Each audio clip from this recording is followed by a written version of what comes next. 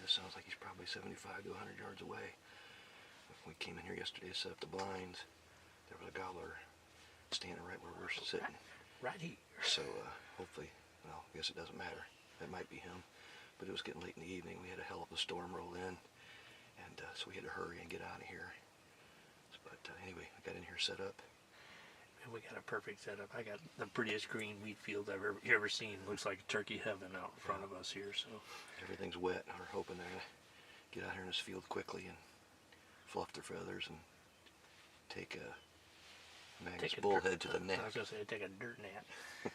So Tony's got a shotgun. He's going to back it up. Hopefully there's two of them. By the time I get one down, he can fire and get another one. We'll be done opening morning. So we'll see how it goes. Normally it doesn't go as planned, but yeah, it's not raining, so it's not super windy. Yeah, so no, it's a beautiful morning. It's going to be a beautiful morning. But Tony and I don't get to hunt turkeys very often. He took a couple of days away from fish guiding, and man, that turkey's hammering. So of course he's on the neighbors. That's why we got this sweet talking call over here. You ready? All right. Stay tuned, as John Schaefer would say. Stay tuned for Squincher Outdoors. Good luck to Schaefer and to Tracy. Everybody's hunting this morning, so I'm pretty sure somebody will get a turkey down this morning, but hopefully it's us.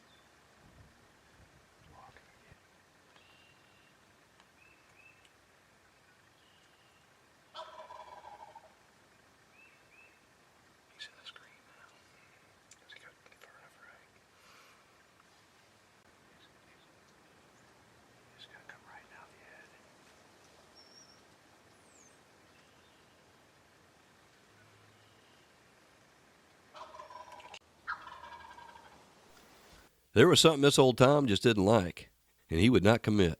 So we decided to grab some lunch and move a few hundred yards to set up for the afternoon.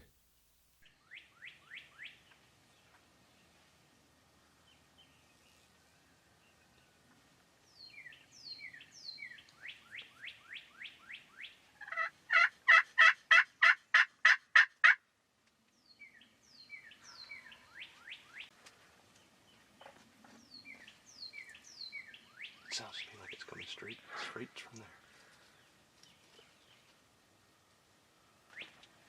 All right, we climb back in.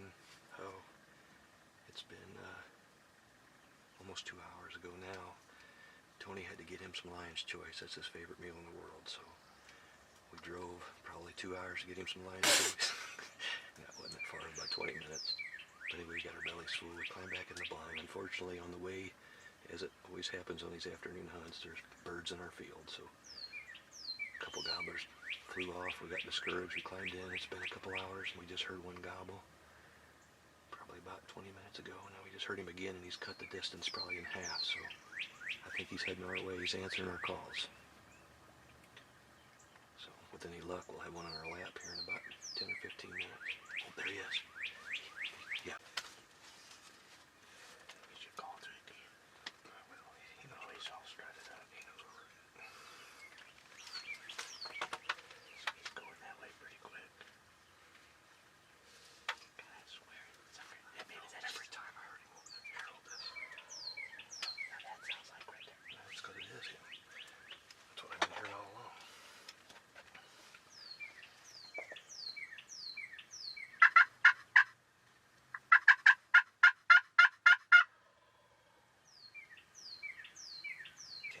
When he gets in here.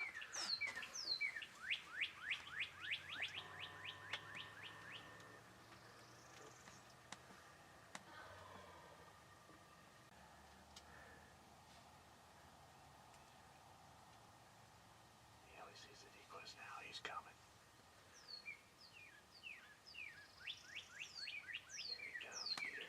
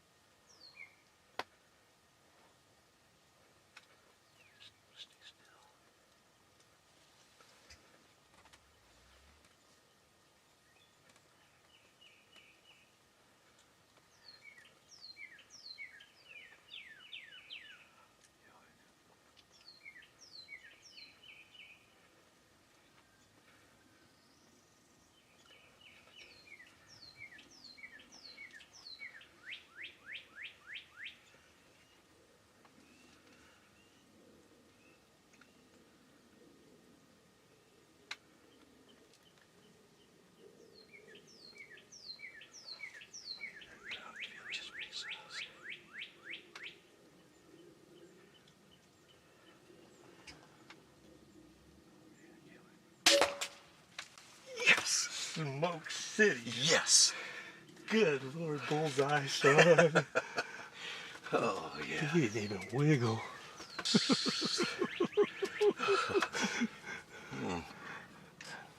Good night, Charlie. Holy cow. Put on autofocus.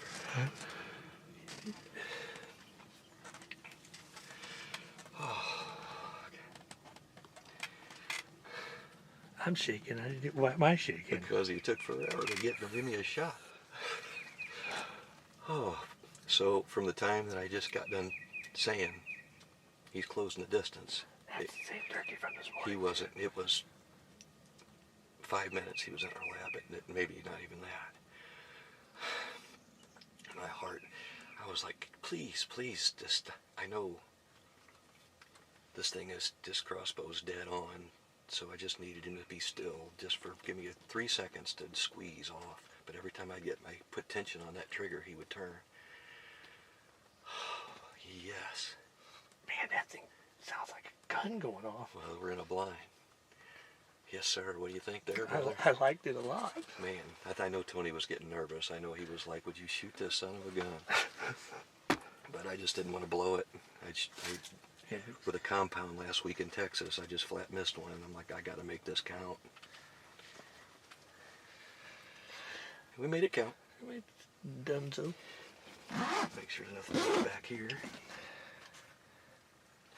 So we're pretty sure this is the same bird that was this morning, as you saw, did a big circle around us and was not interested. And I felt very confident that if we could get him in the afternoon, things would change. I think the wind was blowing super hard this morning, 20 miles an hour. But we did move over a little bit. Yeah, we came over here. We like this funny thing. We're like, I get you, a gobbler's going to come through this gap. There's a gap between the fence here where you could drive a truck through. But instead, he just goes right underneath it, 10 yards from there.